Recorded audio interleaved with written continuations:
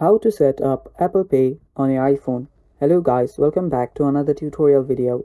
In today's video, I'll teach you guys how you can set up your Apple Pay. But before we start, if you are new to our channel, head down below and hit the subscribe button so you don't miss out on our future videos.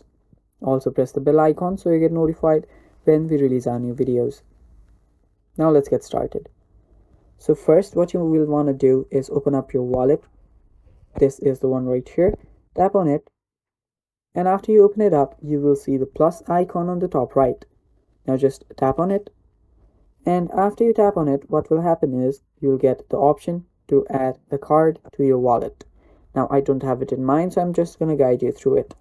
Now here just select a debit card or credit card. Now you can even add other of your cards. And after you do that, you will just need to type in your card details.